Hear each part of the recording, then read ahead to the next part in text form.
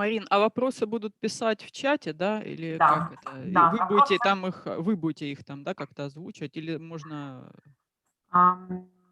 Вы можете видеть вопросы в Ага. том числе, но обычно мы модерируем вопросы, мы их зачитываем, и потом в конце уже выделяется время на то, чтобы ответить. Ну, спасибо.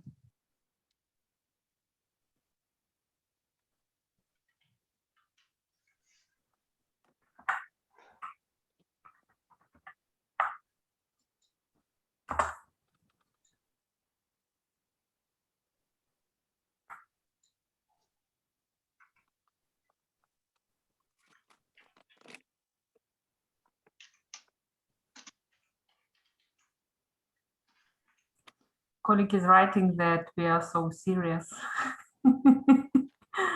No, we're not serious.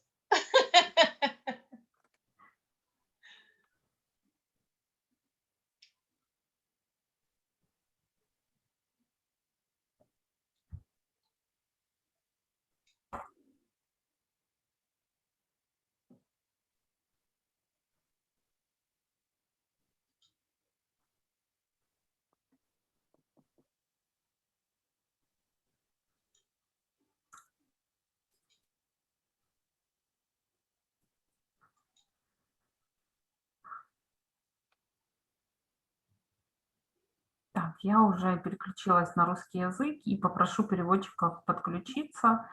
Мы еще So I guess that we should wait for about a couple of minutes more to spend them accepting and receiving our guests, and after that we'll instantly begin our webinar. Марин, там может быть в Zoom ограничение еще по количеству. В Фейсбуке тоже трансляция идет. Просто на прошлом клубе была такая ситуация. Уже нельзя было зайти по этой ссылке. Нет У нас ограничений. нет трансляции на Facebook. Нету, да? Да, и ограничений тоже нет. Спасибо.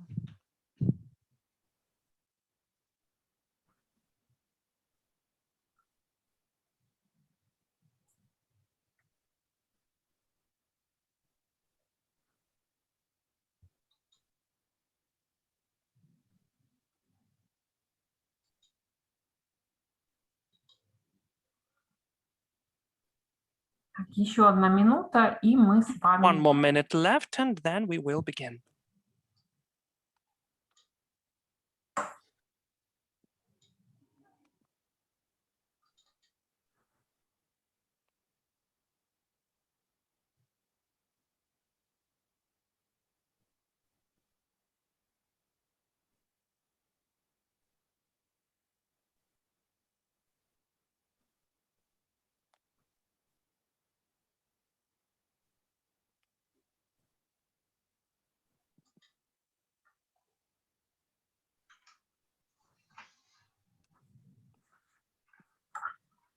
Все, у нас уже 17... Okay, so I think we have 5 minutes past 5 Kyiv time, and we gave 5 minutes for all of the attendees to join, and everybody who will join us later, they will just join when they can. So I welcome all of you here. My name is Marina Trepovar, and as of today, we will introduce each and every of our guests and speakers and organizers. But first, I would like to ask our partners, the Agency of Translations Well Done, for them to tell about the function of interpretation and how it can be used in Zoom, because the interpretation is done both ways, Russian and English to Russian. Dear colleagues, would you please tell what we should do? Да, добрый вечер, уважаемые участники. Короткая информация касательно перевода в Zoom. Обратите внимание, на панели внизу в Zoom есть иконка «Глобус», перевод «Interpretation». Выберите канал «Русский», если вы будете говорить или слушать перевод на русском языке. Если же вы будете слушать мероприятие на английском языке, выберите канал «Английский» English. I would like to ask our English-speaking participants to choose Interpretation English. Click on the panel below in Zoom the icon of globe Interpretation English. Спасибо за внимание. Спасибо большое, Thank you коллеги. so much, dear colleagues. As I already said in the beginning, we've got the third event already, which are supported by well-done interpreters. Thanks them for their interpretation during the previous events and for what they will do today. Our colleagues even giving the round of applause because it's really so cool and nice. So let us move to our webinar. Today, we are having the third webinar in the series of meetings together with the company of Procurement Central from the UK. And also we have kind of a format of the West meets the East, or the East meets the West. We are exchanging and sharing the opinions and experience. We are taking the best practices and giving the best practices, whatever we can do.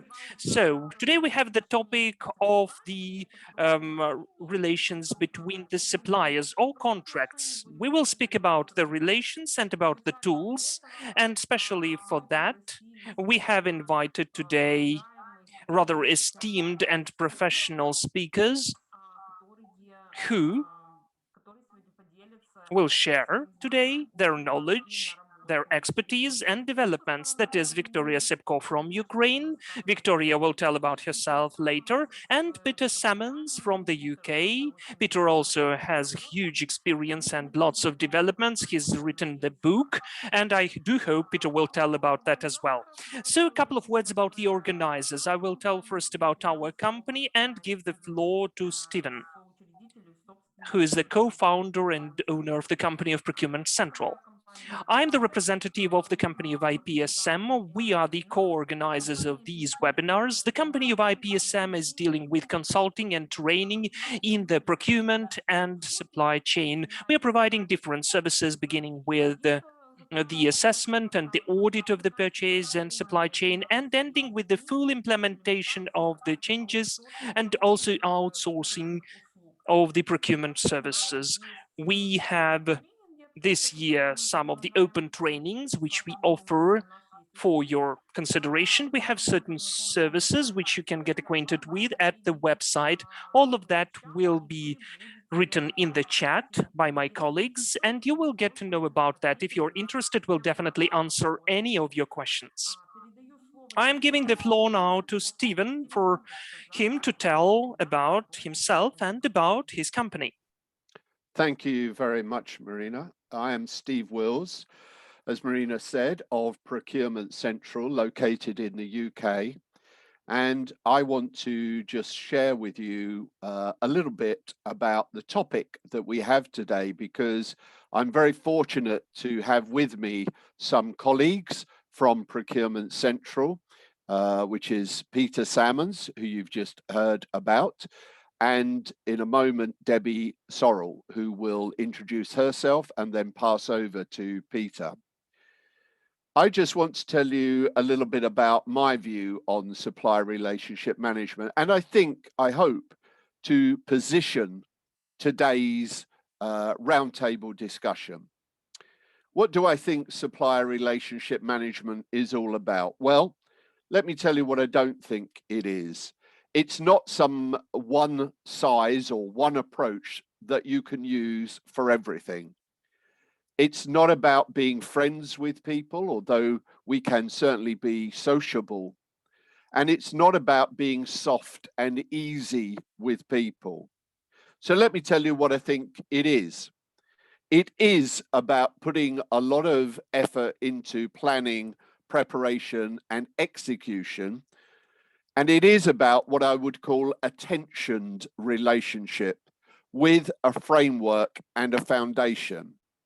And it's this framework and foundation that I just want to talk with you about for a moment, because it sets up what Peter and Viktoriya will be talking about in their presentations.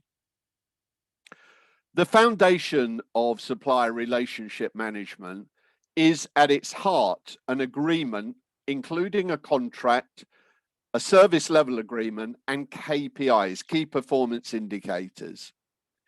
This specifies and outlines the key responsibilities of each party in the relationship. At the heart of that are the five rights of procurement. So let's just remind ourselves what they are. Firstly, it's the supplier and what they're providing. Then it's what we're being charged. Then it's making sure that it comes to the right location with the right quality and the right quantity. These are some of the fundamentals that will go into the contract that will formulate the relationship. The contract is essential. It gives everyone clarity on what commitment has been undertaken on both sides. The other thing that's worth mentioning, because these are elements that IPSM and Procurement Central deliver in our courses and our consultancy. And we talk a lot about the 5 rights, and we talk a lot about crowd check. So let's look quickly at crowd check to determine the particular relationships that are best for our business. There's partnership and collaboration, which of course you can't just jump into. You must find the right criteria and select the right partner to do that.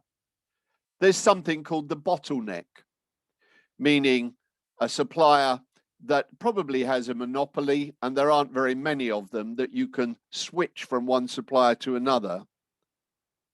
There's where you go with your volumes, a leveraged relationship, and possibly a relationship that you might, we say, have a soft touch on, which is the non-critical relationship.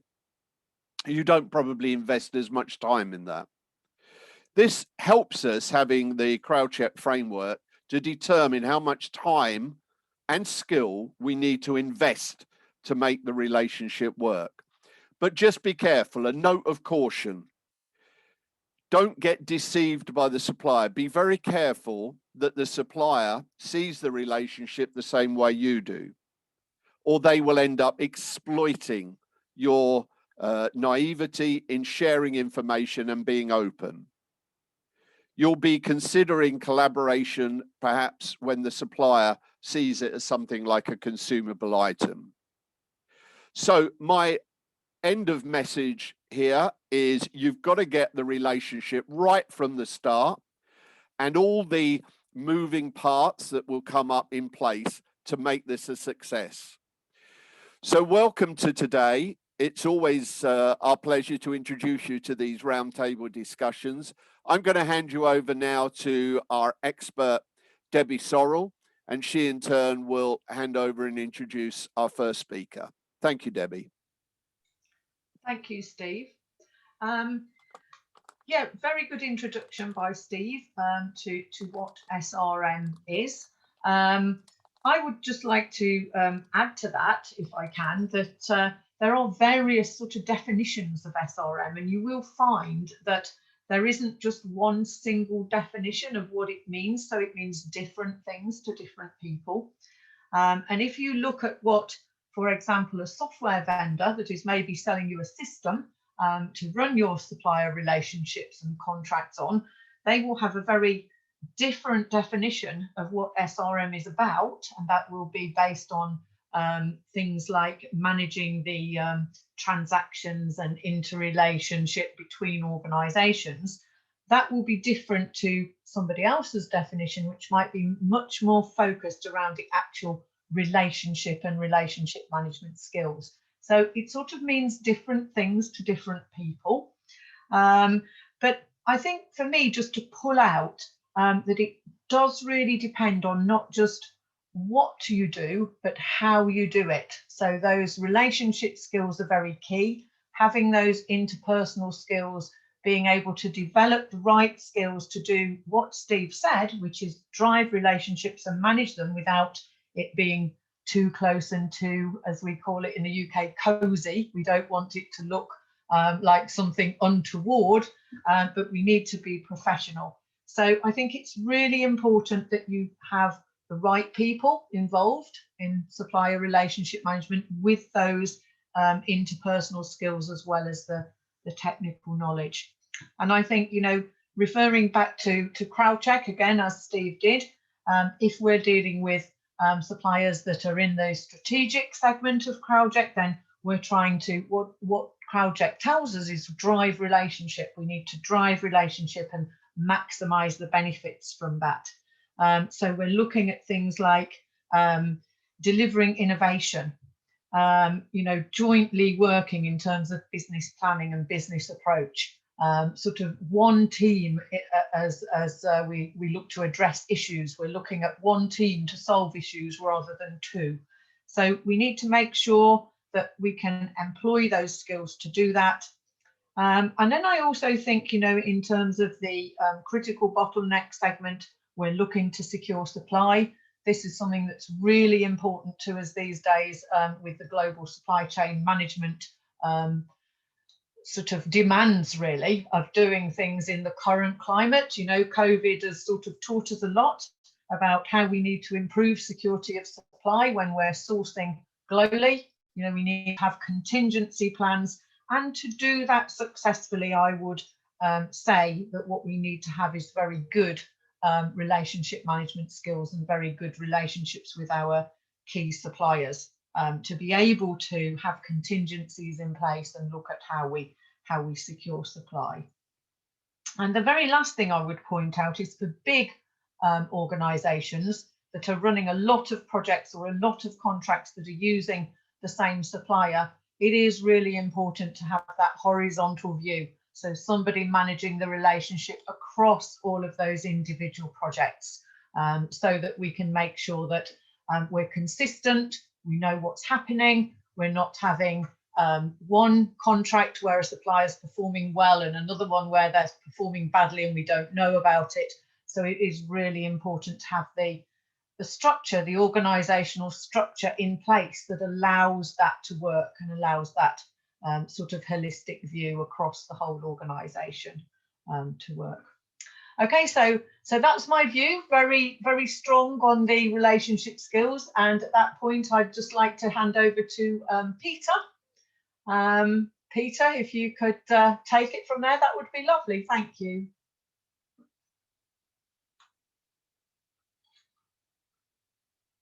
Peter, you're on mute.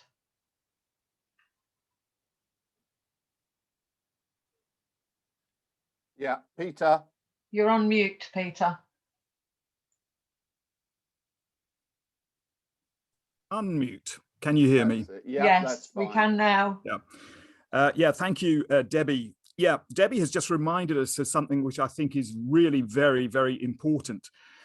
Over the last 12 months, the whole COVID situation, the one message that we seem to be getting in the supply chain world is that those businesses that had strong supplier relationships, something more than just the contract, are the ones that have really thrived and survived and benefited in the current situation. So that's an important thing.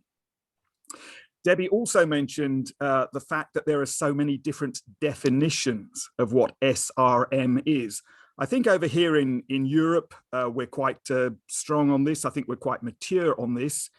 Certainly the software manufacturers, suppliers, and particularly the American ones, when they talk about SRM, all they really mean is contract management, the mechanical parts of it.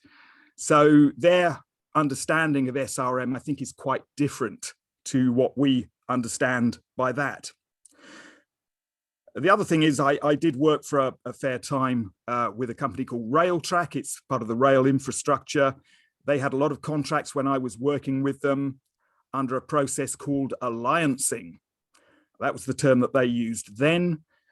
They thought of it in terms of supplier relationship management, but undoubtedly, and I don't think I'm saying anything secret here, the big suppliers thought of it as the suppliers run the show and Railtrack pays the bills. So it was a form of relationship that actually did not work very well for the customer. And something similar perhaps has happened over here in terms of public-private partnership, where it sometimes seems that the government maybe is a little bit naive and the relationship tends to be driven by the supplier. So what about myself? Yes, my background is in procurement. My particular interest is contracts, contract law, and contract management. And so I've written a book called Contract Management, Core Business Competence. And it's really those last three words, core business competence, so that all organizations are involved in contracting, but relatively few actually train their people in how to manage a contract. So I think one of the things that we do at Procurement Central is to focus on the right sort of training to give people the right sort of skills, some of which are hard skills, some of which are soft skills. Okay, so that's really my introduction. Would you like me to carry on with the presentation part? Yep, please.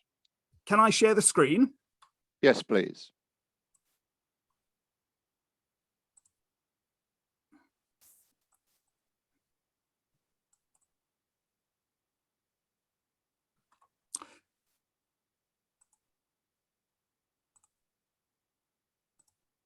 Okay, can you tell me what you're seeing at the moment? Yeah, we've got it. Thank you. You've got it. That's good. Okay, well, contract management then and SRM, supplier relationship management. I think we're probably all reasonably comfortable with the broad principles of this, that supplier relationship management is about something bigger than just the contract. So I think what we're going to consider now is how contract management itself and how the contract sets the tone of the relationship between the two parties, and how contract management acts as a bridge between our SRM objectives and the practical day-to-day outcomes. Or we can say this, that we can talk, for hours and hours about relationships, but that at the end of the day, we still have to manage the contracts. My background then, very briefly, as I say, all of my career really in the procurement field. I started off in aviation. I then worked in electricity generation, so National Power PLC. It's now owned by a German group. Then I moved into financial services, where I met Steve and worked in his team with AXA. And later on, Credit Suisse, which is the global investment banking group, which at that time, like AXA, actually at the same time, were both doing SRM and developing SRM approaches. So there's an illustration there of the cover of my book. So that's my background. The contract. The contract then is the foundation of all commercial relationships. I once had a conversation with a lawyer, and I said to the lawyer, what is it that keeps you awake at night? What is it that you worry about in terms of contracts? And he said, there are 7 things, Peter, 7 things that worry me as a lawyer and worry all lawyers. Now, lawyers don't necessarily think the same way that we do as procurement people. And he said, jurisdiction, number 1, the law of the contract. Number 2, due diligence on the contracting parties. Who am I actually getting into contract with? Now, we don't worry too much about that in procurement because generally speaking, we think that we know, but for a lawyer, this is absolutely foundational. The third item was termination. Having got into the contract as a lawyer, can I get my client out of the contract? The fourth was indemnification. If something goes wrong, who pays the bill? The fifth element was payment. How will that happen? The sixth element was intellectual property. We now live in very much in an intellectual property-driven world, a data-driven world. So they worry about that. And finally, warranties. That's all of the other things in a contract, the promises that are made between the parties. From a procurement viewpoint, I think our world is slightly different. We probably look at, I'll just briefly mention the headings, transfer of ownership. If I'm paying the bills as a buyer, at what point do I actually get ownership of the goods or ownership of the service? So transfer of ownership, then payment. When do I part with my money? And do I get value for my money? IPRs, intellectual property rights. We're concerned about those things. Time. Will the contract be performed in accordance with our time constraints? Breach. If things go wrong, how do we put them right? And what are my rights and powers under the contract? And then finally, formal amendments under the contract, because under any contract, the chances are we may have to change it. So a contract under English law, I'm sure this may be the same in Ukraine, can be formed in a number of different ways. As business people, we just need to understand how we form our contract and what is incorporated into the contract. But the point being, however the contract is formed, we still have to manage it in accordance with the parties' intentions.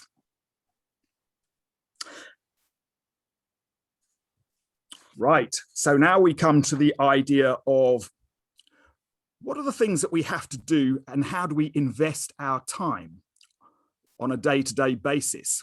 I'm going to suggest to you that the proper balance is something like this, 80-20. 20% of it, yes, it's based upon a legal agreement between the parties. And if the agreement goes wrong, the law may have to step in. But 80% of our time, I think, should be spent on the practical day-to-day running of the contract. So I think in relationship management, we cannot lose sight of the idea that we still have to manage the contract itself and its objectives. So 80% of our task then is all of this day-to-day stuff around things like payment, communications, correspondence, change management, actually changing the contract after it's underway. And in addition to all of that, the relationship, the business relationship between the parties. So then the next question really becomes, well, what skills do we need to do all of these things properly? I'm going to suggest that there are probably 4 basic skill areas that we need. And I'm sure that you will recognize these from the Ukraine situation as well. The first is really project management type skills for a contract manager, very important. And I think that's a good proxy of what contract management is about. It's about managing projects, making things happen, making them happen in accordance with the agreement, or the critical path, to use that term from a project management point of view. So our contract needs to hit the critical path. The second thing to say is we need appropriate technical competence. Now, in my past, I've worked with a lot of engineering firms. I am not an engineer, but I at least have some comprehension, some understanding of what the engineering task is. But I know as a contracts specialist, if I need a specialist engineer to back me up and help me, I ask for that support. Steve has heard me say this many times in past courses that we delivered, but I have one contract, all of us have one contract in our life that went very badly wrong. So mine is called the combustion test facility, and I still have nightmares about it. But it was the one contract that went terribly, terribly wrong. We didn't quite get to law, but it looked like we were going to head into a legal dispute. But what went wrong with that contract were the first 2 things were wrong. The project management skills, we didn't really understand how complicated the whole project was going to be. And our technical competence at an engineering level was not where we thought it was. And on the basis of that, the whole contract was founded on a false premise, a false understanding.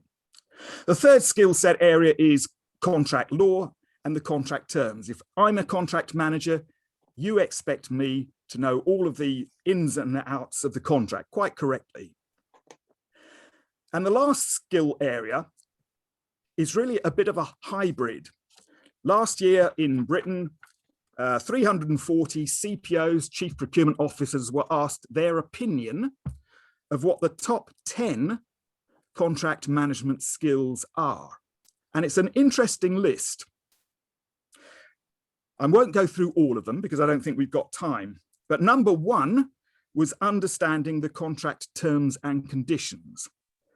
Number 2 was negotiation skills. Number 3 was soft skills, such as influencing. And right down at number 10 was relationship management.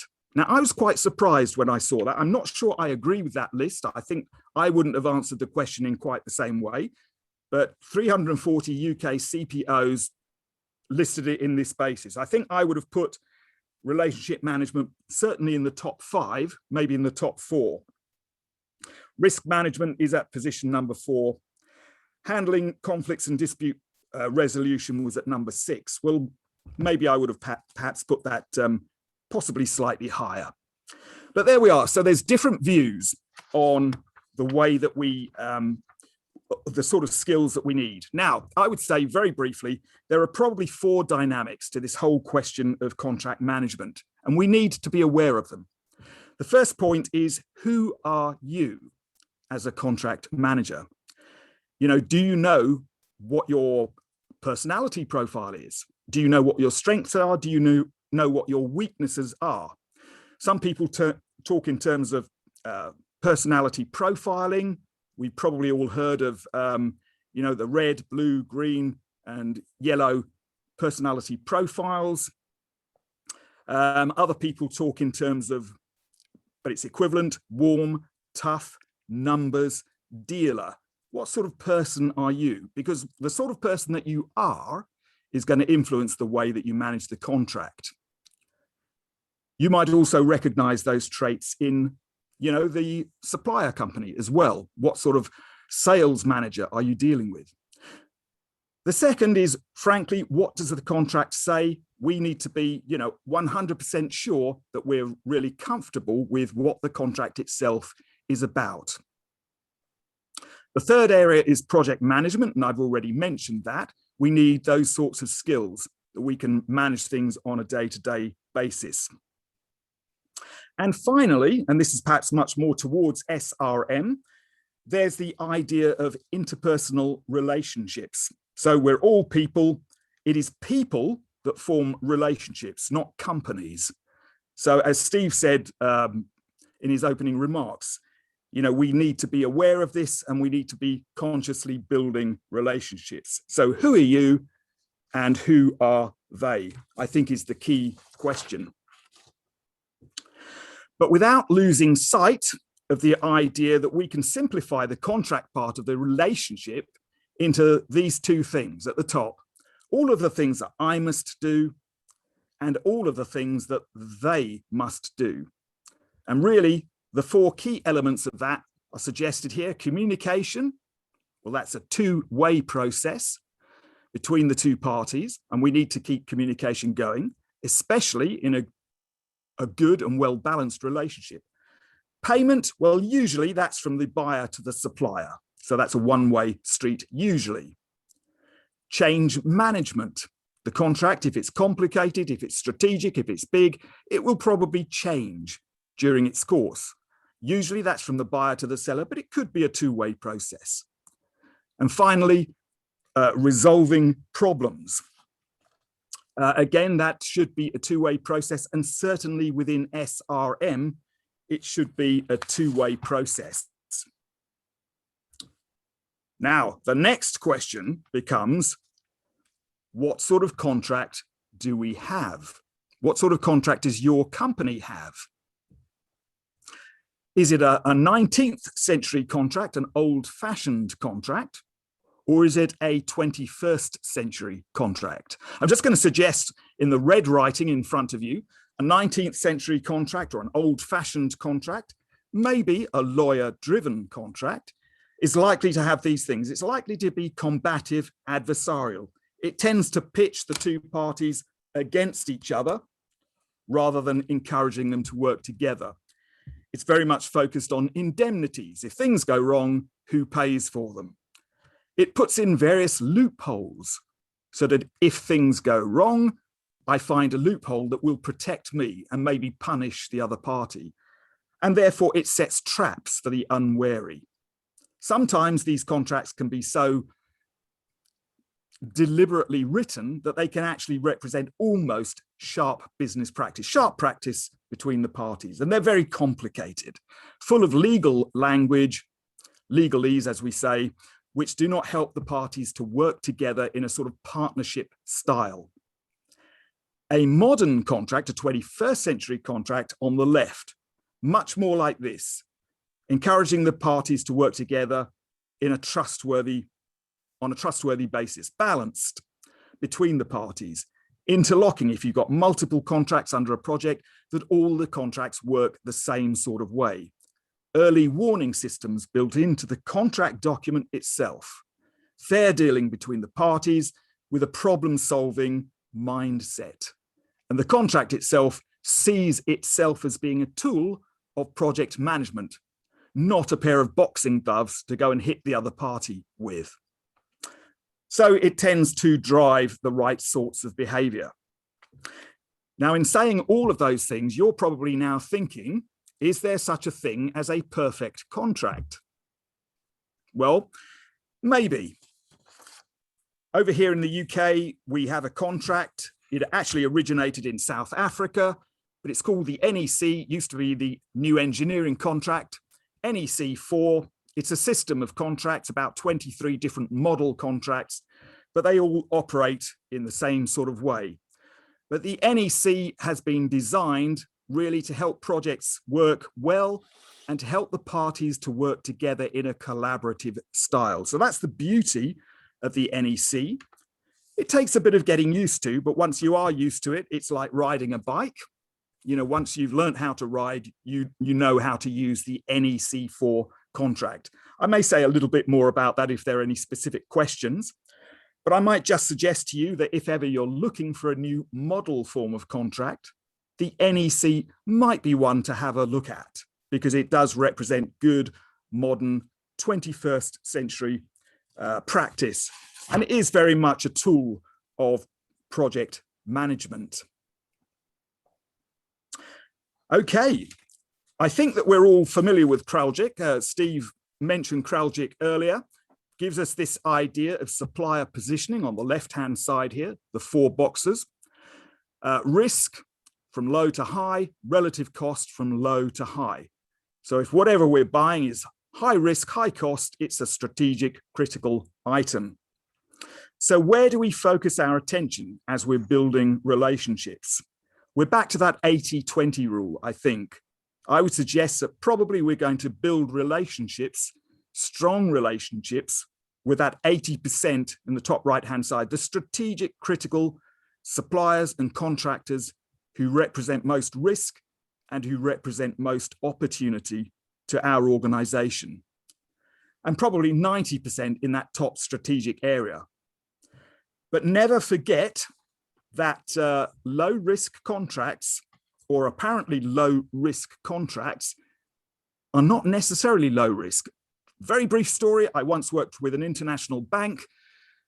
We had a marketing department that placed a purchase order for some marketing goods, which happened to be hold-alls, you know, bags, with the bank's logo stamped on the side. The contract value was about £5,000.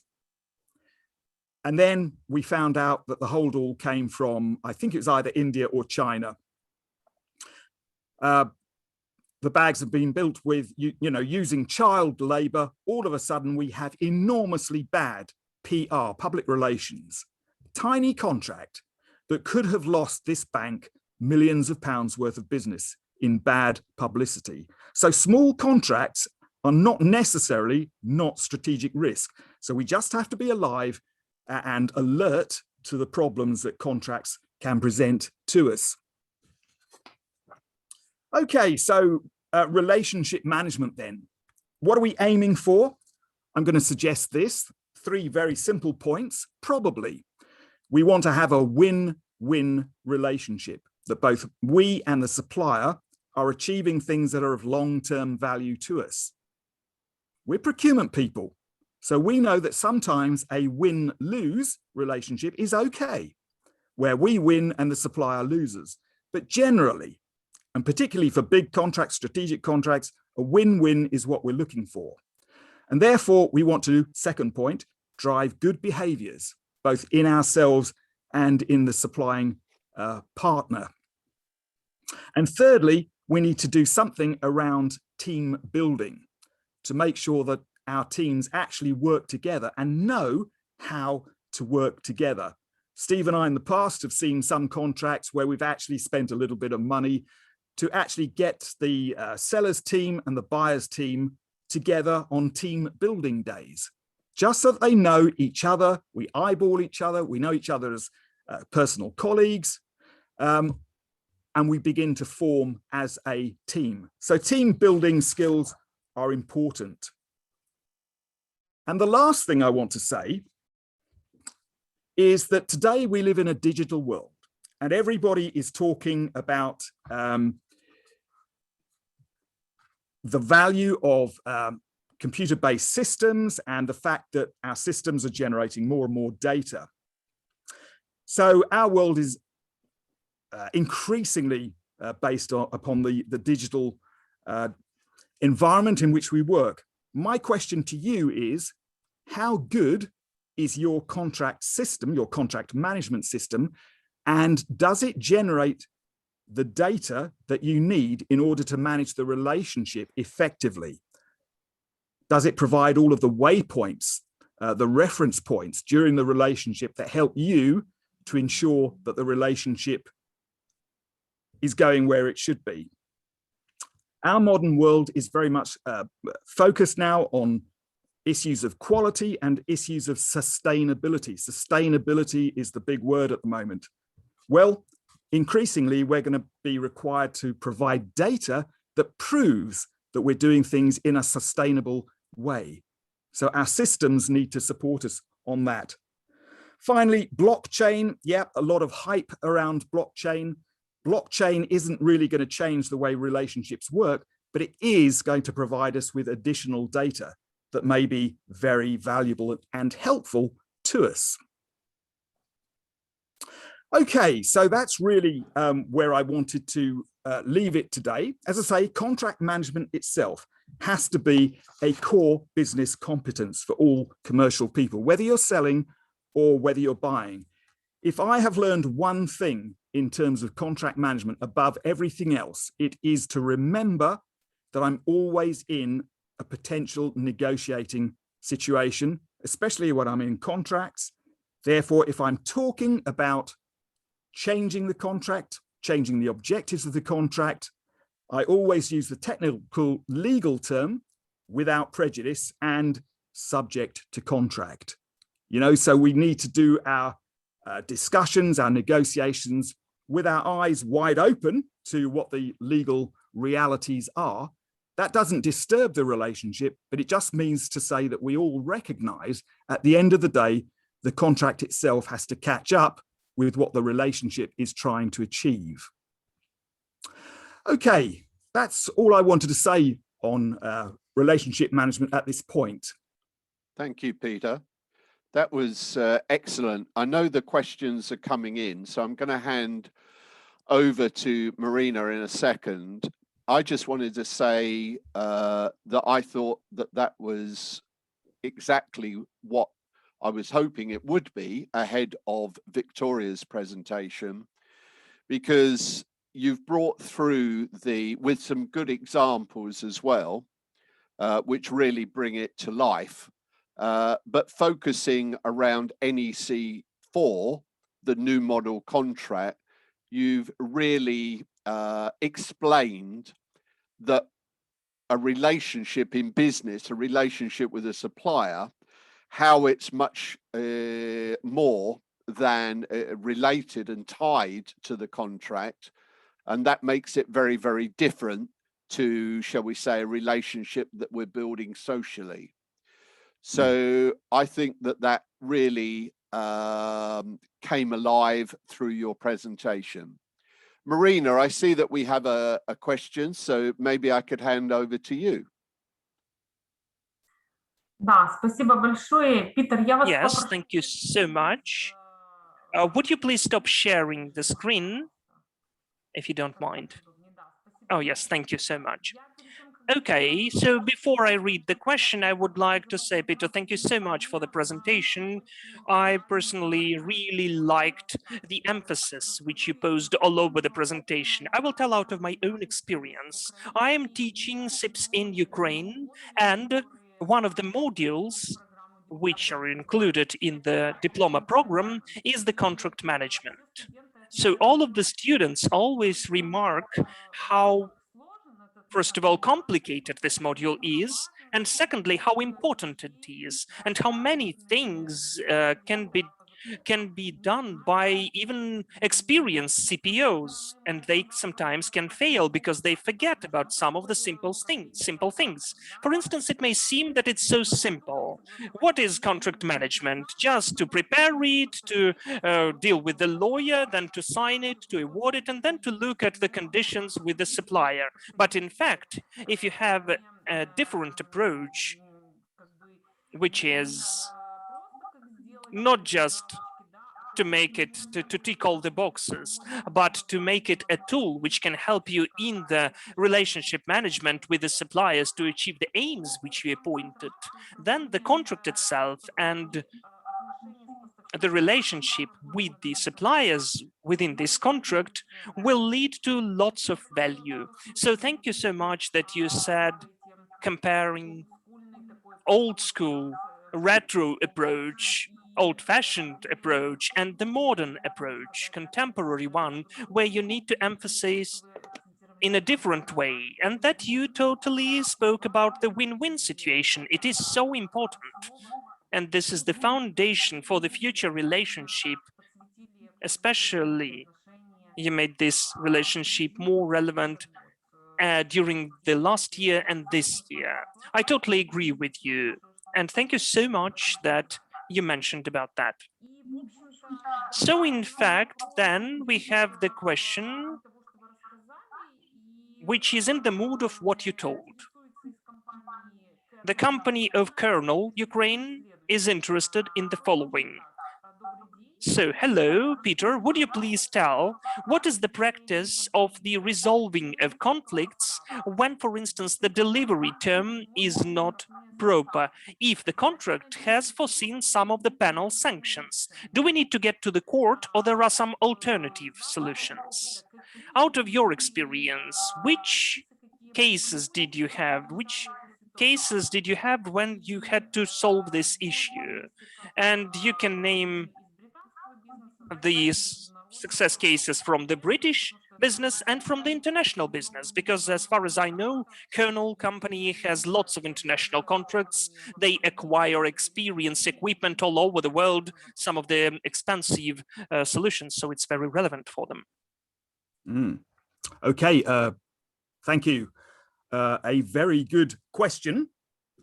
In terms of contract requirements being missed, I mean, time delay has to be certainly one of the top 5 areas where contracts are going to go wrong. So time delay is something that we have to focus upon and keep monitoring all the time. That again is where our contract system may be able to help us. That is again where our project management skills should be able to help us. But it's a bit like the cowboy, isn't it? The cowboy, does he reach for his gun first of all? You know, in all the old cowboy films, that's the solution to the problem. Do we reach for the lawyer and say, lawyer, come and sort this out?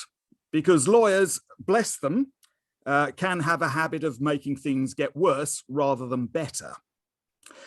So I would say this, that if we are monitoring our contract adequately, and we are beginning to detect that things are going wrong and that therefore there will be a delay, usually under the terms of the contract, we should be issuing a formal instruction, or to use the technical term, notice, to the other party to say there is a problem emerging. I require you, contractor, to solve the problem and to confirm to me that you are solving the problem. And usually the notice will say, I demand a response within a certain period of time. Now, sometimes we feel a little bit edgy about issuing notices under a contract, because it starts to look combative. We're now getting into a fight rather than that idea that we have a friendly relationship. So I think from my background experience, I may talk again about my contract that went so badly wrong, but my background experience, I think, would be this. I would pick up the telephone, first of all, and say to my opposite number, look, we seem to have a problem here. This could be bad. Therefore, I need to meet with you, or we need to resolve this problem. So at first, I try to leverage the relationship to make sure the other party is switched on to the problem. Actually, they may just have missed it. And therefore, you know, if we warn them, they may then respond in the right sort of way. But if I'm not getting the responses that I need, then probably my next conversation is, look, I'm feeling uncomfortable.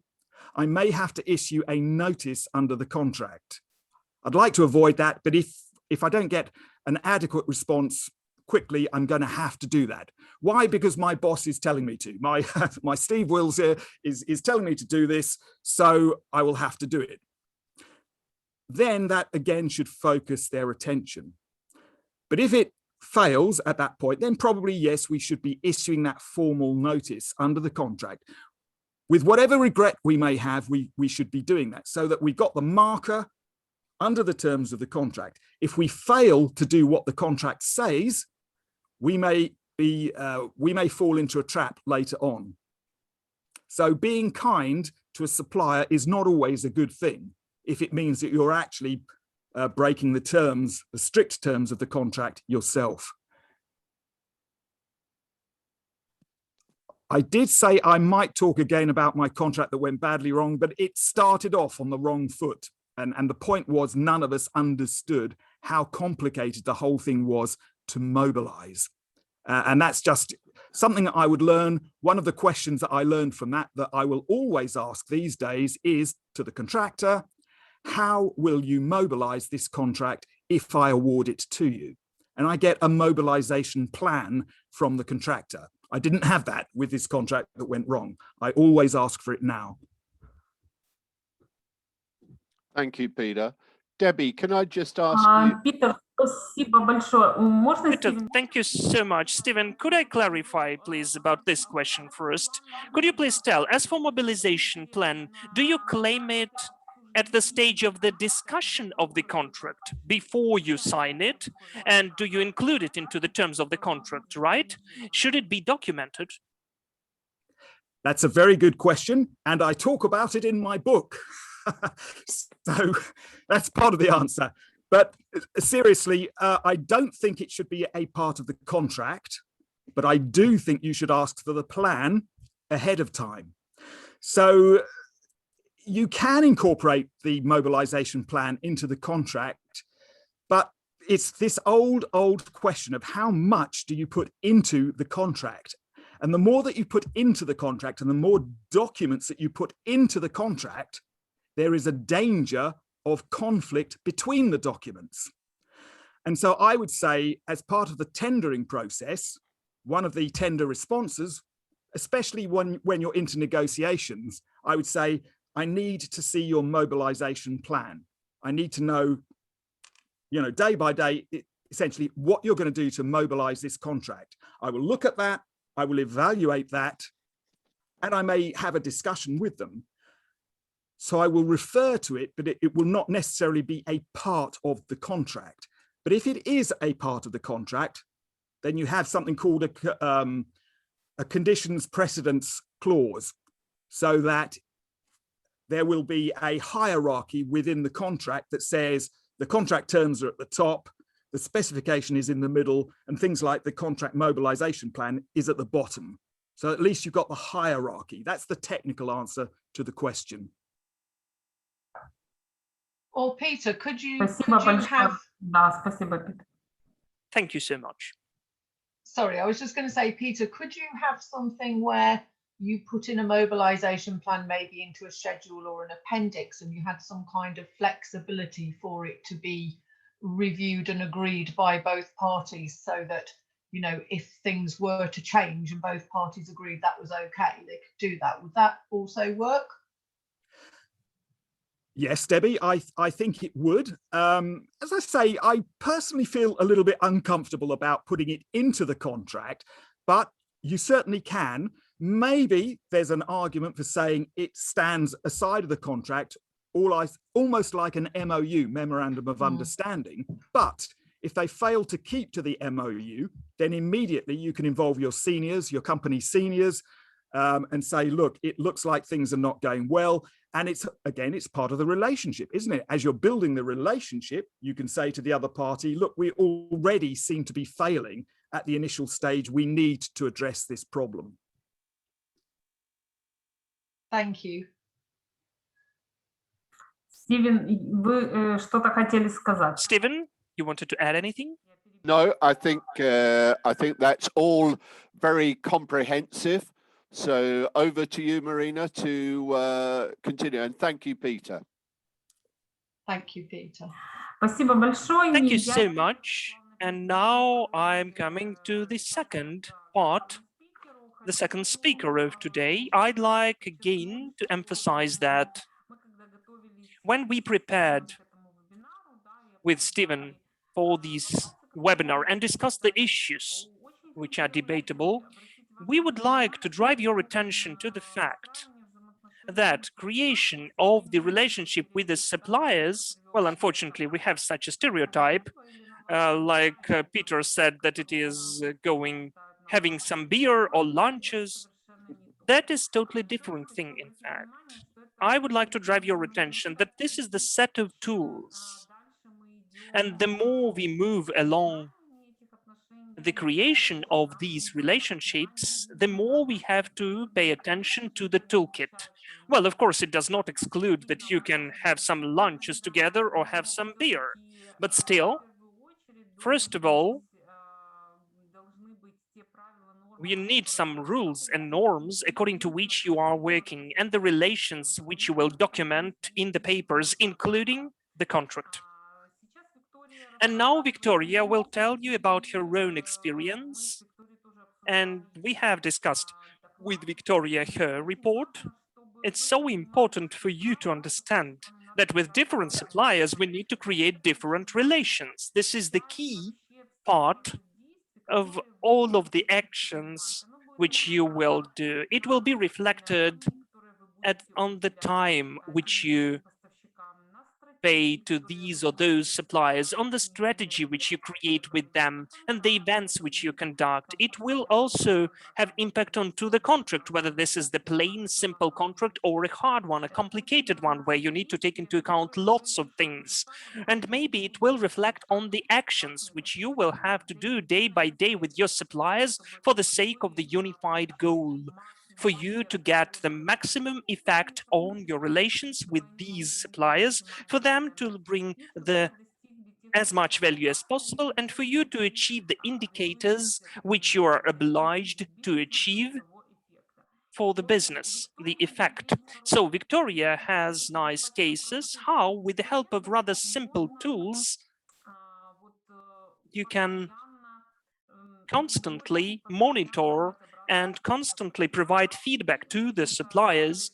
And Victoria, I'm giving the floor to you. Please, would you share this experience with us? Okay, good day.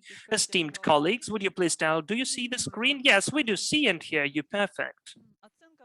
So the assessment of the suppliers. Victoria, could you say a couple of words about yourselves? Because I haven't done that. Okay. Well, I can see that lots of the participants of our today's webinar, in fact, are my colleagues, or at least ex-colleagues and present colleagues. So, in fact, lots of you know me already. I'm working in the procurement since 2005, and my experience of the main work is in the two bigger companies of Ukraine, the energy company, and now I'm working in the agrarian company, which is Ukrainian as well. That's an export-driven company. So maybe I will add something about myself more when I tell about my own expertise of implementation of supply assessment. The tool is rather simple, at least it seems to be, but I personally had, in fact, some complications to implement this tool and to make it functioning and working. I had 3 attempts, and only with the 3rd attempt I managed to achieve a result with my colleagues. And now I may say that it's really a tool which is working, which is really influencing the processes, and that it's really creating value added. So why does the assessment of suppliers, why do we speak about the assessment of suppliers in the context of supply management? There are lots of quotes and phrases about that. One of them is, what's impossible to be measured, it's impossible to be managed. This was said by the Director General of General Electric, Jack Welch. He's written that in his book. So we can see lots of quotes, and Peter and Debbie and Steve have mentioned about the relationship with the suppliers. So the assessment task is to make these relations as objective as possible, as tangible as possible, I would even say, for them not to be some abstract thing, for them, for this relationship, cooperation with the suppliers to be based not on intuition, not on emotions, which can mostly be done and sometimes can be overwhelming, but at objective things as much as possible, because thanks to the objectivity and the tools which are objective, we can manage the direction of the moves. We can appoint the aims and goals. We can show the suppliers what's important for us now and push our counter agents for them to move in the direction which is important for us as the customers. As I already mentioned, there were several attempts for me to try to implement this tool and to make it efficient.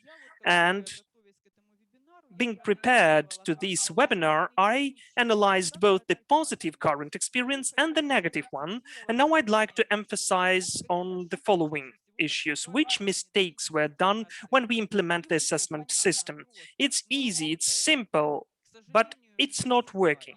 Not always, at least. So what do we need to do for the assessment to work? Which factors, and we will discuss them today, can be done, and you will understand whether your company is ready to implement the system of assessment, and this implementation will be efficient and successful, or maybe you lack anything still for such a successful implementation. Then, which stages of assessment can be automated? Today, it was mentioned by esteemed speakers that now digitalization and automation is topic number 1. In our work of a kernel company, it is the same, because our main internal partners, our developers, with whom we cooperate all the time, with whom we develop all the business requirements, and they rapidly respond, they implement the additional developments to our P2P system, procure to pay automated system of budget and procurement management. So, during my further speech, let us discuss what can be automated. And again, everything depends on the need of the business, the need of the client, and how can we motivate the customer to assess the awarded deals. I will tell, maybe there was the way of the full automation of the assessment. It can be partial, it can be totally manual. So we will discuss what it depends on. And in case if we foresee to use our internal customers, how we can create the situation for them to do that, and for them not to have formal approach to it, but to have really high quality assessment process. And then after the assessment, when it has been conducted, what can we do with it? Because if some work is done, its results should be integrated as well in the further process of procurement. If we don't have it, the instrument, the tool is not working as well. According to the assessment, we can define the ranking of the suppliers, which is integrated into the assessment of the supplier when we conduct the next tender procedure. When our company of kernel has already successfully implemented the second attempt, as I said, when it happened approximately 2 years ago, or maybe a bit less, 1.5 years ago. So I'd like to mention the main goals which we appointed when we implemented the assessment. First of all, we wanted to preserve the history of relations with our suppliers and what's important with our contractors, because we are dealing not only with the procurement of TMC, but also with the goods and services. Why it's important in our case? Because the enterprises of our company are all over Ukraine. It's a very big number of enterprises, and without having the common system of assessment and storage of data, some valuable experience, both positive and negative, which we gained because of the counteraction with the counteragent, we could be lost. So first of all, we needed to store them. Then we needed to find some of the weak sides for the development of the counteragent. To take the decision, and for us not to have any illusions, for us to understand that this was his strength, this was his weakness, and if this is the weakness, which is not critical for us, and we still, in spite of this weakness, go on and we are ready to work with him, then this moment should be really controlled and monitored by the customer. And if we plan cooperation further on with this counter agent, we can provide the developing feedback and to strengthen this part. For us, it was important to get additional criterion on the factual experience of the cooperation, for us to take into account the history of counteraction and collaboration with this counteragent during the tender procedure and when we select the winner. And also one more important moment, that is the objective substantiation or the argument, what I emphasize, because the assessment provides you with their substantiated argument, both for the disqualification of the unreliable suppliers, even if they provide you the minimal price, and vice versa, to really prove the assessment about the positive collaboration, which can be an additional factor which can impact that you will award a contract with this counteragent if his or her price is higher, even if it's higher, or his offer is similar to several hours, but his rank is higher considering the previous cooperation. So we can speak about a certain type of partnership. Which are the typical mistakes? According to my experience and of my colleagues who also implemented this process, first of all, the participants of the assessment don't know the aim, the goal of this event. In case if we haven't automated the assessment system, but from time to time the participants are still providing this assessment, it is important for us to have a certain communication, for us to no, I'm speaking about mistakes now, and I'm speaking how it should look like. No, so far I will speak about mistakes only. So, as for mistakes, if the participants do not know why it is done, if they don't take into account the interests of the business, some of the criteria were invented by how important they are. As for now, it's not that obvious. If we don't have the automation of the procurement process, it is so important to implement the assessment system if the process of procurement is automated, because in the manual mode, of course, some of the tables can be compared and you can't calculate everything using the calculator, so some of the automation of the procurement process should be there. If we don't have it, it's an issue, and I would say it could really interfere into the successful implementation of the assessment. The system can be too complicated. It may not be totally integrated into the automated system of procurement. It can just exist simultaneously in some emails, notebooks, and so on, and it won't give you an opportunity to implement the successful project on assessment. The assessment can be done annually or quarterly. For instance, when we make some of the conclusions of the year, then this is the list of the counteragents, let us assess them. So the objectivity is not that much then, but still it is highly desirable. Assessing the activity, we should connect this assessment to certain deals, supplies, or works. The assessment is not compulsory. If we don't have to do it, maybe we don't do it, especially in the case if the assessment is not automated. And if the outcomes of the assessment do not impact the further work with the counter agent, then lots of work has been done. But if it doesn't impact the further process, then unfortunately, this tool won't be efficient enough and working. Which criteria of success can we see considering the experience of our implementation during the last year and a half? First of all, it's important for the initiative about the importance of the implementation of assessment would come from business, for it not to be like by the procurers, that they decided this is the best practice, so we need to implement it. But still, you don't have the communication of the interaction with the head of the department, with the initiators. In our case, there was an interesting situation when the head of one of the departments on storage, he himself provided a proposal. Let us develop the assessment tool for us to have all of our results of cooperation with the contractors stored and for us to have objective info to use it. So first of all, we had some support from the business. Well, of course, if the head of the department introduces this idea, well, of course, his subordinates will not avoid it. So I will mention the last point at this slide because it's so important as well.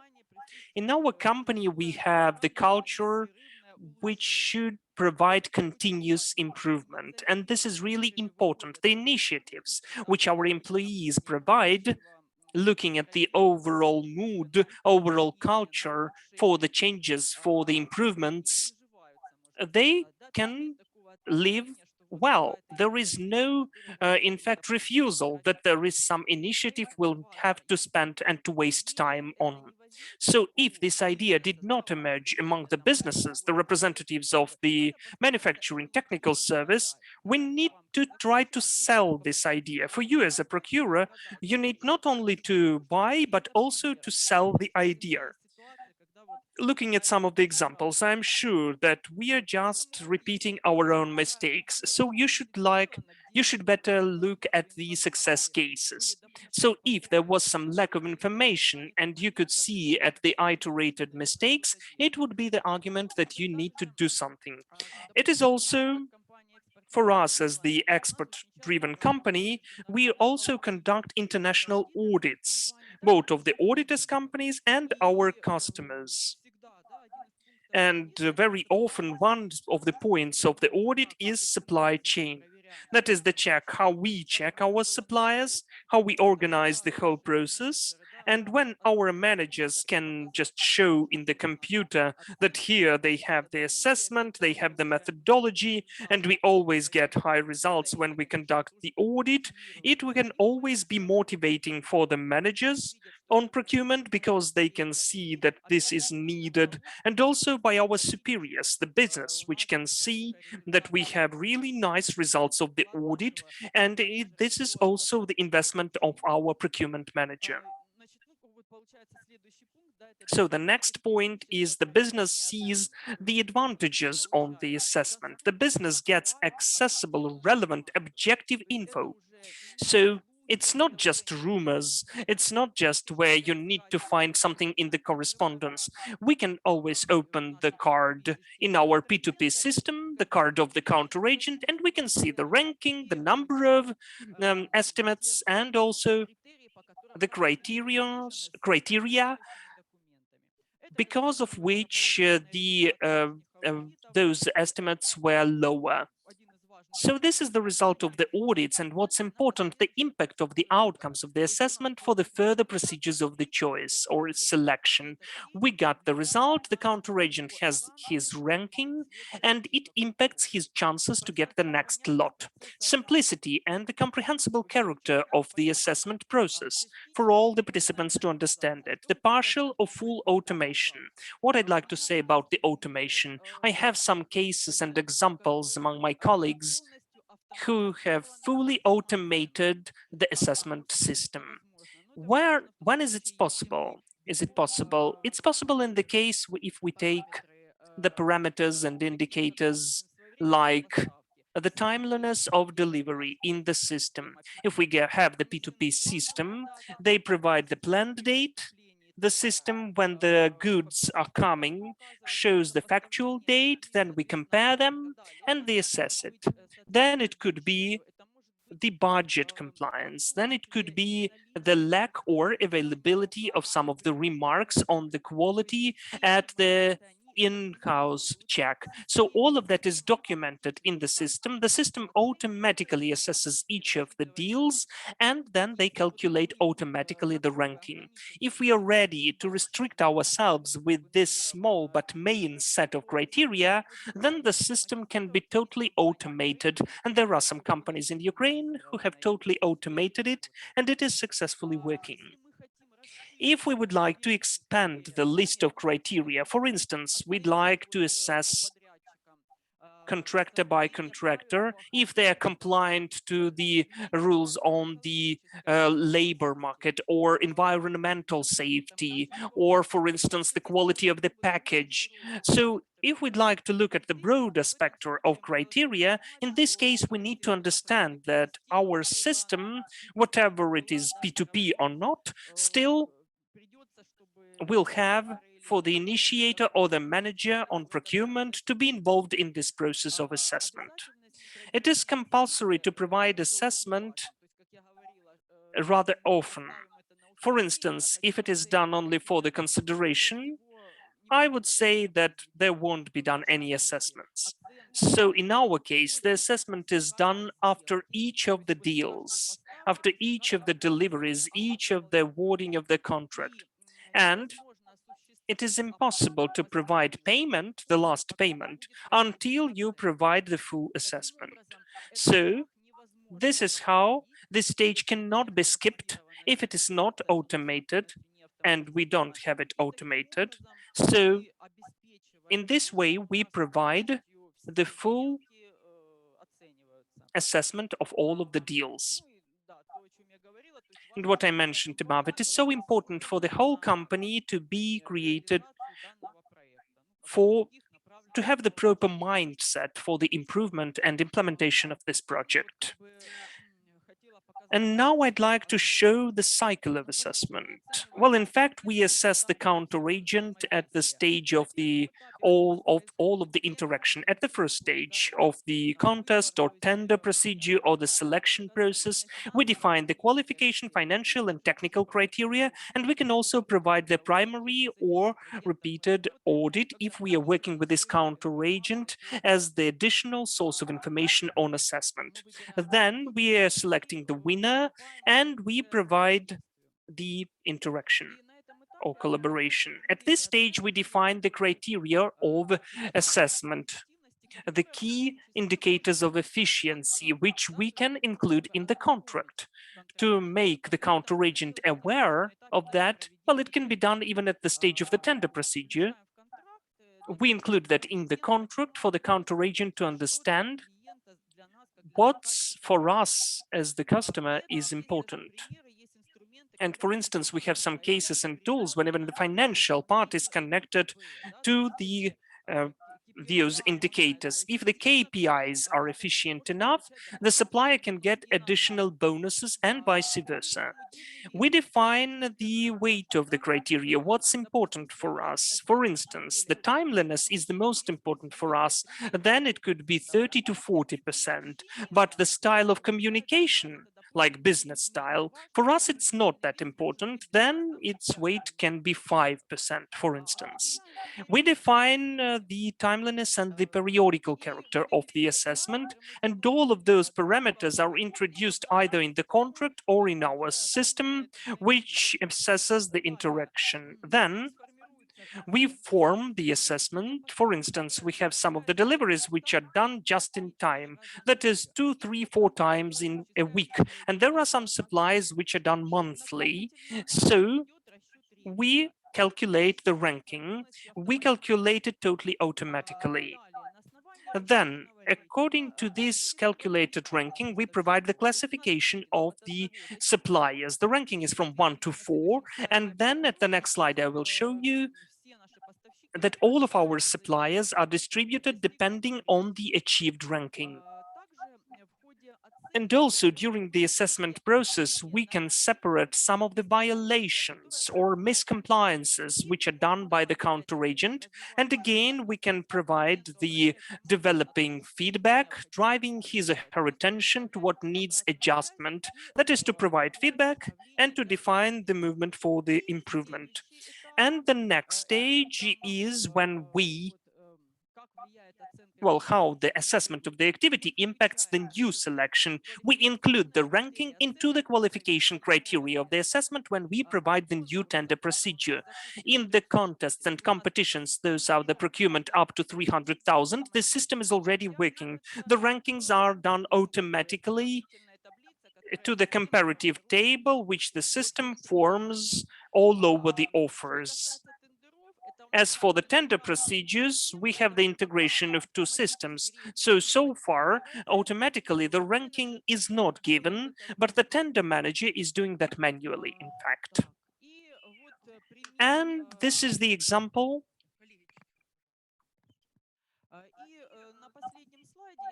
And at the last slide, I would like to make you acquainted with the results, the outcomes of the assessment, which we conducted during the last year.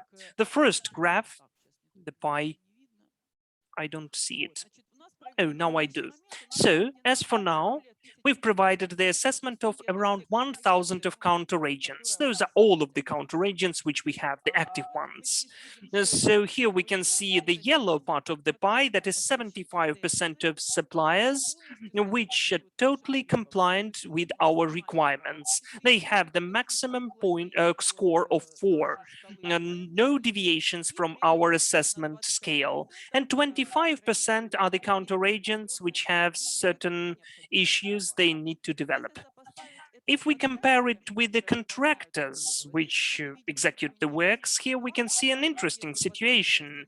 If here we had 75%, which can be a very nice kind of suppliers, as for contractors, we have only 37% of them compliant to our requirements. As for all the rest, the picture is not the best. We have some room for improvement and we can do it much better. We can do lots of things better for the activity to be correspondent to our requirements. If we speak about the number of assessments, we've conducted more than 10,000 assessments of deliveries. We have 1,000 of counteragents, but 10,000 assessments. Deliveries, and each of those deliveries were assessed. So deliveries were 93% were done without any remarks. So 75% of suppliers give us 93% of supplies without any remarks, and 25% of suppliers give us remarks which are 7% only, which witnesses that we are working with the counteragents which are really compliant and correspondent to our requirements and conditions. The main violations, of course, is the time delays, the mistakes in the documentation, the delaying of the process when we had to properly coordinate the documents. As for the work, these are the rules of the labor, and then some of the stoppages in the work because of the lack of the tool or the lack of the material, and the replacement of the staff during the work. When the contractor begins with one team, but because of some reasons during the works, they have some rotations and it leads to the delays in the process. So all of this information is stored in the card of the counteragent, and as for any of the counteragent, you can delve deeper into the overall ranking, and in each of the deal you can look into and you can see how the assessment was done. But if we have the minimal point, the score of 1, you should definitely attach the document which would approve that there was the very long, big delay, that there was some claim, for instance, or if there was the violation of the labor conditions, there should be the whole act special document. It is done for the assessment to be as objective as possible. It should be full of arguments, and according to each, we would be able in the future, we could assess the probability that we will definitely work with this counteragent more and more in case if he or she takes part in our following tenders. All of that is analyzed. We look into the main spheres of work for the improvement. We include those requirements in the qualification requirements on tenders. We can add that as additional conditions for the counteragents. And this is how this cycle becomes totally unstoppable. The choice, the selection of the counteragent, the assessment of his activity, the ranking, and considering his collaboration, we go along this spiral step by step, up and up. And I do hope that in a year, the number of counteragents with nice estimates will be not 75%, but 80, 90, and more. So this dynamics will be really reflecting that we are working and developing not only our company, but our environment, our counteragents. That's it. Thank you. If you've got any questions, please, I'm ready to answer. Viktoriya, there are some questions. We'll come to them later. That was a very interesting and cool that you shared your examples, how you implemented the system and which issues you could face on the way of the implementation of the system. Thank you so much that you shared it. I think it is so important for our listeners to understand that it's not such a simple process, that you need to have a systematic approach and creative approach to this process and to involve business in this process, because this is a comprehensive work which should be done together, and you cannot be on your own here. You cannot do it on your own. Thank you so much. That was a very nice set of examples. I'd like to ask my colleagues, would they like to comment on something, anything? And then I will come to the questions. So, yeah, Viktoriya, I just wanted, I know, Marina, you mentioned it, but I just wanted to really emphasize that point you made about the business involvement. You know, obviously in procurement, you know, we are only here to support the business goals and the business objectives, and everything that we do should be driven by that. So it's really good, I think, to see that, you know, you have really taken that on board on everything that you've done in your project, and you've worked alongside the business, because having that business support is absolutely critical to getting anything to work. So I just wanted to kind of point out that I completely agree with that. And also, you mentioned at one point selling the idea as well. And that also is very important, I think, too. So, yeah, thank you for that. Really good example. Thanks very much. Can I just can I just add Да, to конечно. that? Can I just add to that that I wanted to thank you for your honesty. In your example, you talked a lot about continuous improvement, and you made the point, we're not there yet. And it's not easy. It's hard work. And I think in your examples you were showing we've still got some way to go. Obviously, you're very, shall we say, optimistic. But I just want to say that when people come onto these webinars, it's always good to hear, shall we say, things are not perfect, and you know, the hard work that goes into them. So I just wanted to thank you for that. Да, я согласна. Yes, I totally agree with that. There are not that many people who can honestly say what was working, what was not working. Peter, you wanted to add anything? Well, just very briefly, I thought it was a very interesting talk. So thank you very much, Viktoriya. I agree with what Debbie and Steve have just said, of course. And I thought towards the end, Viktoriya, you were just saying that how this this system is in a sense a self-reinforcing dynamic as people sort of absorb the system. I think that's brilliant and that's encouraging.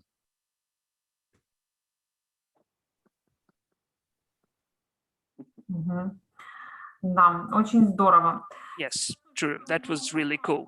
Now let's move to the questions. But before we do that, I would like to tell you that in the Telegram channel,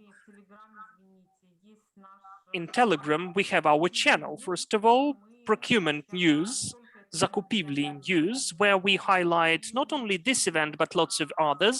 And we write all of the news there, which you can read. They are written in Ukrainian, so please subscribe and you can get to know lots of new things. And at our website, my colleagues will send it in the chat now. We have the fresh article now. Thank you so much, Debbie, for your interview, where Debbie also told about the relations with the suppliers, how we can manage suppliers and how we can focus upon the support of the continuous supplies. So please don't miss that interesting article. So the questions. Victoria, what is the base which you use to create P2P system, SAP or Oracle? We have 1C. That's vision. And in fact, we have our own developers, our own DevOps, who are in the staff of the company. So if they're here, I would like to express my gratitude because their support is so important and we wouldn't deal without their help. And also I can see advantages in that because we can rapidly implement all of our business requirements and solutions. Since the moment of the business requirement formation, in a month, we implement it already. So 1C on vision, using vision. And also, I would like to say a couple of words about the criteria. My colleagues asked me which criteria you're using. I would like to say that you shouldn't try to rewrite and to copy somebody's work because it is important what's important for the business. It is important what's important for your company at this moment of time. The criteria of assessment which are important for us can be totally irrelevant for you. So you should collect the focus groups, you should collect and gather the stakeholders, define them and define what's important for you.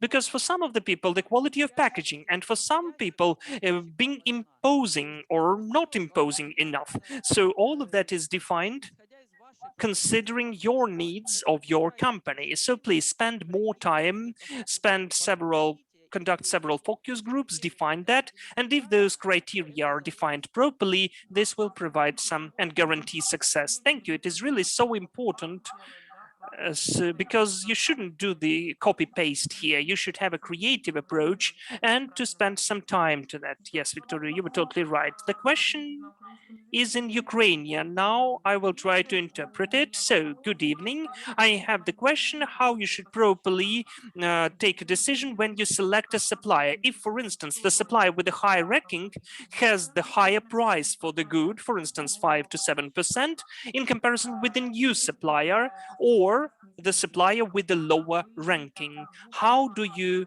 do that? Well, maybe it's not that easy to say in the nutshell, but how did you implement that in your system? Okay, so we are now at the stage of implementation. We are providing the tender procedures in the APS tender. The APS tender has an opportunity to use the ranking as one of the criteria. We have some qualification in criteria with a certain weight, and each of the criteria within the qualification ones has its own weight. For instance, you can show a separate criterion, the rating or the score of the supplier, and to provide him, for instance, 20 to 30% of the weight. This is how you can calculate it and to play with it and to see what effect it will have on the overall outcome. And it turns out that each of the criteria is digitalized, it has its own weight, and then the system of APS calculates the best offer, and this best offer, considering the weight of the indicators which you defined, can be the offer of the participant with not that minimal price. For instance, the price and its weight is 60%, right? Then we have, I don't know, some technical terms of reference, compliance, it has its own weight, then the score of the counter agent with its own weight. So for this weight to really impact this overall outcome, it should be at least 15%, 10 to 15%. And then altogether, At the stage of the approval of the criteria, in the beginning of the tender procedure, you approve it with your tender commission or your procurement commission that we distributed these criteria in this and that way with this weight and percentage. We make a deal that this percentage will be this and that, and then the system will calculate on its own. It's just important to define this weight, this percentage, and how it's important for you. Whether the ranking will overweigh the difference in the price. But also we have the critical miscorrespondence. For instance, we provided this kind of a distribution. If we have the counter agent who gets 1 to 2.5, it can be the reason not to consider this offer at all, even if his price is minimal. If the ranking of the counter agent is 2.5 to 3 or to 3.5, then we look at these scales on the weight or percentage. But if the ranking is 3 to 4, this is the additional point which the counter agent gets in case if we use this scale of assessment. Thank you so much. So again, we need some creative approach to look through it, how it is working.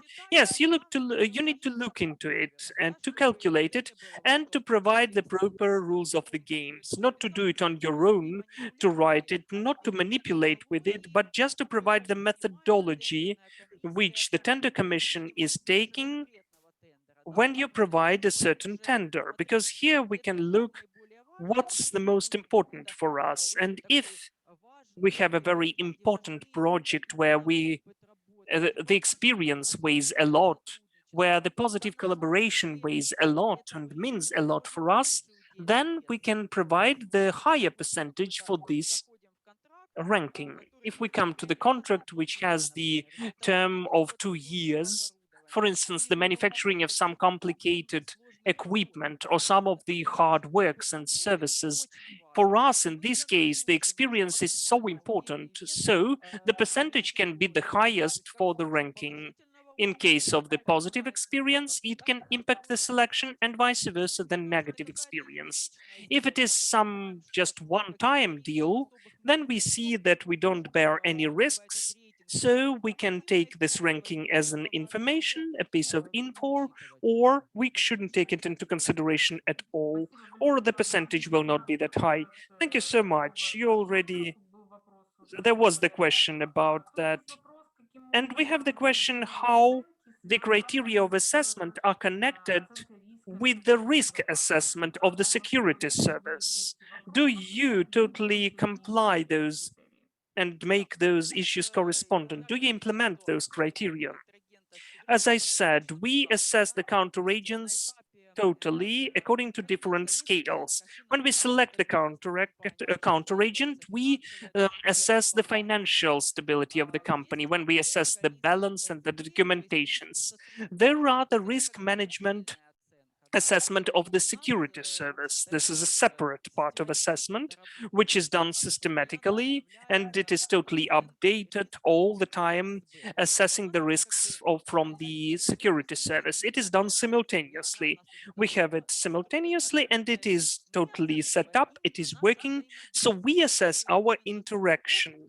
That is the experience which we got from the interaction with the counter agent, because there could be the same situation that the risks of security services are not connected with our work. There can be some, I don't know, tax debts or something like that, which do not have anything in common with our interaction. But what's important, it's always important to understand the critical misunderstandings. For instance, if there is some critical misunderstanding in the security service, we are not working with this counter agent. And if we have some of the financial outcomes with some misunderstandings, we can do again it with our system. If the counter agent got the minimal number of points, the minimal ranking, and it is totally objectified and substantiated, I should say that the minimal scores should always be approved. This is the reason not to work with this counter agent. This is just one of the assessments, financial ones, risks and security, and the assessment of the activity. All of them are interconnected. Viktoriya, I would like to clarify, it's important for me to understand and for our listeners as well. How then do you interconnect all of those assessments? Because you have the fourth stage when you totally take the previous assessments for this future selection for the new tender. So you take the previous assessments, then security, then the financial one. So how do you interact them? Or do you do that manually? Okay, as for APS tender, they have the stage of data processing, when all of the offers are given, and at this stage, you totally involve the experts for the assessment of technical assessment or financial assessment. And this is the stage when we take into consideration all the info. In particular, the critical misunderstanding of the renting can be the reason for disqualification. Then at the stage of data processing, we show the criterion. When we have this problem, it could be any of the assessments, and we just mention it, mention the responsible person for the assessment, and he shows that there is a certain discrepancy or a mismatch according to this or that indicator, and this is how disqualification can happen. As for the points, it is done by the whole system in the end of the tour. It calculates the points, and as I mentioned, it's not always happening that the minimal offer is the best. Sometimes we have the minimal offer for the price, but we have the best offer, and everything depends on the points and the percentages. And those assessments can also impact the best offer selection depending on the weight or percentage. And this is the methodology which each company can define for itself. Thank you so much. So you already advertised the APS. Well, it was the question about certain platforms. I had to advertise them. Okay, thank you. It can be done by different tools and different platforms, just for you to understand the methodological concept and to search for all of the opportunities which can help you implement it. Who is searching, this person could find. Thank you so much, Viktoriya. It was so interesting, and have a nice success on the future implementation and improvement of this system, on the working with all the contractors. Thank you so much. Thank you. Dear colleagues, does anybody else want to add anything about the today's topic? Because we are finally finalizing the process. No one wants to. We've got some of the words of gratitude for the today's webinar, Viktoriya. There are some words of gratitude for you as well. Thank you so much. I would tell that I'm really satisfied with today's webinar. I'm inspired by your speeches, Peter and Viktoriya. Thank you so much. Thank you that you shared your experience, invaluable expertise, and really, it is rather diverse. It allows to look at different elements and components of this mosaic of supply management and SRM systems, and to understand that this is not that easy as it may seem, that you should just select the tender and then it will do on its own. We need to pay attention to that.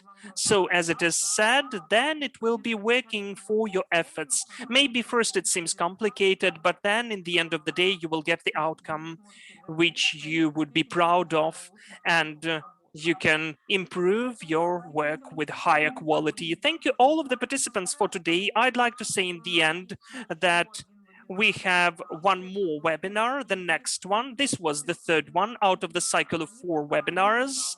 Don't miss, please. On the 17th of June, we'll have a very interesting topic, and we are preparing to eat. It's also very important, ethics in the procurement and sustainability, sustainable development of procurement and supply chain.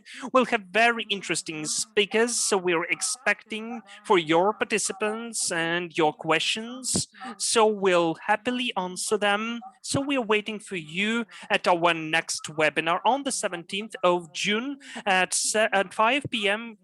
by Kyiv time, or 3 p.m. by UK. So thank you so much. Have a nice evening and see you soon. Goodbye. Thank you. Bye-bye.